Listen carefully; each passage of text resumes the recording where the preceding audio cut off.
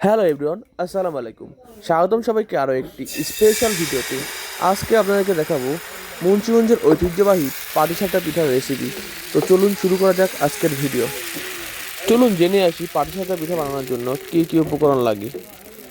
পিঠা তৈরির ক্ষীরের জন্য চাউলের গুঁড়া, ময়দা, চিনি বা খেজুরের গুড়, সামান্য পরিমাণ মতো লবণ, দুধ এবং পানি। ক্ষীরসা বা পুরের জন্য দুধ, চিনি, গুড়, ঘ্রাণের জন্য এলাচ, ঘন করার জন্য সামান্য চালের গুঁড়া বা সুজি। প্রস্তুত প্রণালী: একটা পাত্রে চালের গুঁড়া এবং চিনি মিশিয়ে নিন। এবার অল্প অল্প করে দুধ মিশিয়ে একটি পাতলা বাটার তৈরি করুন, অনেকটা চিতই পিঠার মতো। বাটারটি খুব বেশি ঘন বা খুব বেশি পাতলা হবে না। এটি 30 মিনিট ঢেকে রাখুন।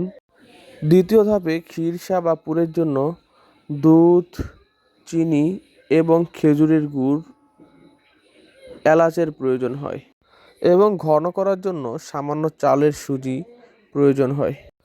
এবার আসুন ক্ষীরসা বা ক্ষীর তৈরি করার জন্য প্রথমে চুলায় দুধ চাল দিয়ে ঘন করে নিন। এতে চিনি বা গুড় দিন এবং এলাচ দিন ঘ্রাণের জন্য। দুধ ঘন হয়ে এলে সামান্য চালের গুঁড়া দুধ গুলে দিয়ে দিন যাতে ক্ষীরটি বেশি আঠালো হয়। এতে আপনারা চাইলে পাউডার দুধও ব্যবহার করতে পারেন, সবচেয়ে ভালো হয় দেশীয় খাঁটি গরুর দুধ দিলে। ঘন হয়ে এলে নামিয়ে নিন, ঠান্ডা করে নিন। এবার আসি দ্বিতীয় ধাপে, পিঠা ভাজা। একটি ননস্টিক প্যানে সামান্য তেল ব্রাশ করে নিন। 1 চামচ বাটার অথবা তেল দিয়ে প্যানটি ঘুরিয়ে গোল করে নিন।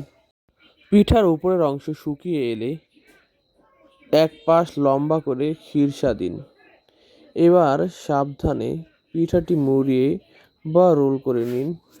রাউন্ড করা হয়ে গেলে, গোল করা হয়ে গেলে হালকা আঁচে কিছুক্ষণ ঢেকে রেখে নামিয়ে ফেলুন। তৈরি হয়ে গেল মজাদার পাটিসাপটা পিঠা। আপনারা কিন্তু চাইলে বাসায় ট্রাই করতে পারেন। এরকম নিত্য নতুন ভিডিও পেতে চাইলে চ্যানেলটাকে অবশ্যই সাবস্ক্রাইব করে রাখুন। আপনারা যদি ডিটেলস ভিডিও চান তাহলে অবশ্যই জানাবেন, সম্পূর্ণ একদম রেসিপি দেখাবো। যদিও এই ভিডিওতে রেসিপি দেখানো নেই। আমাদের পিঠাগুলো কিন্তু খেতে খুবই সুস্বাদু হয়েছিল। আপনার ক্ষীর যত ঘন হবে, দুধের পরিমাণ যত বেশি হবে, পিঠাটা খেতেও কিন্তু খুবই মজা হবে। পাটিসাপটা পিঠা কিন্তু গরম গরমের চেয়ে পরের দিন অর্থাৎ রাতে বানিয়ে রাখলে পরের দিন সকালবেলা খেতে কিন্তু খুবই মজা লাগে, খেতে কিন্তু খুবই সুস্বাদু হয়। আজকের ভিডিও এ পর্যন্তই। সবাই ভালো থাকবেন। আল্লাহ হাফেজ।